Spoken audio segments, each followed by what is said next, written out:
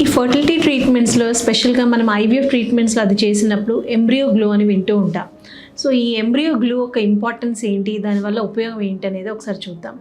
So యూజువల్గా ఏంటంటే ఇప్పుడు ఐవీఎఫ్ ట్రీట్మెంట్ జరిగిన తర్వాత ఎగ్ పికప్ అదన్నీ అయిన తర్వాత ఎంబ్రియో తయారైన తర్వాత ఎంబ్రియో ట్రాన్స్ఫర్ అనేది ఉంటుంది. సో ఈ ఎంబ్రియో ట్రాన్స్ఫర్ అనేది లాస్ట్ స్టెప్, బట్ చాలా ఇంపార్టెంట్ స్టెప్ అనమాట. సో ఏంటంటే కొంతమందిలో ఈ ఎంబ్రియో ట్రాన్స్ఫర్ అంటే ఎంబ్రియో అంతా బాగానే ఉన్నా కూడా ఎంబ్రియో యూట్రస్ లోపలికి ట్రాన్స్ఫర్ చేసినప్పుడు ఒక్కొక్కసారి ఆ ఎంబ్రియో అనేది ఇంప్లాంట్ కాకపోవచ్చు, దాని ఇంప్లాంటేషన్ ఫెయిల్యూర్ అని అంటాం.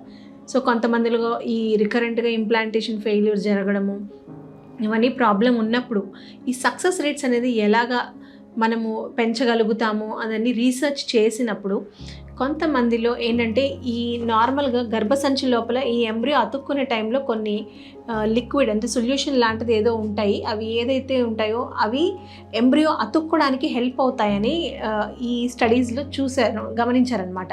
సో దాన్ని హైల్యూరానిన్ సొల్యూషన్ అని అంటాం.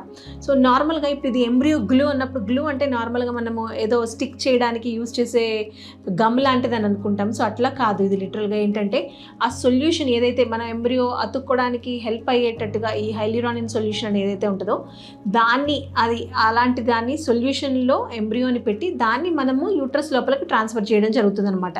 సో ఈ స్టడీస్ ఏవైతే చేశారో ఆల్మోస్ట్ ఒక 26 మంచి స్టడీస్లో ఆల్మోస్ట్ ఒక 4000 ఎంబ్రియో ట్రాన్స్ఫర్స్లో చూసినప్పుడు వాళ్ళు ఏంటంటే ఆల్మోస్ట్ ఒక 20% ఈ ఎంబ్రియో గ్లో యూజ్ చేసి ఎంబ్రియో ట్రాన్స్ఫర్ చేయడం వల్ల సక్సెస్ రేట్స్ అనేది 20% దాకా ఉన్నాయని ప్రూవ్ అయిందనమాట. సో ఇది యూజ్ చేయడం వల్ల కొంతమందిలో ఎట్లా అంటే ఇప్పుడు ఒక్కొక్కసారి అన్ఎక్స్ప్లెయిన్ ఇన్ఫర్టిలిటీలో ఉన్న వాళ్ళల్లో కానీ లేదంటే ఎంబ్రియో ట్రాన్స్ఫర్స్ ఒక 2 అట్లా ఎక్కువ ఫెయిల్ అయినప్పుడు కానీ ఇలాంటప్పుడు ఈ ఎంబ్రియో గ్లూ అనేది యూజ్ చేయడం వల్ల వాళ్ళకి సక్సెస్ రేట్స్ అనేది డెఫినెట్గా పెరుగుతాయి అన్నమాట. Thank you.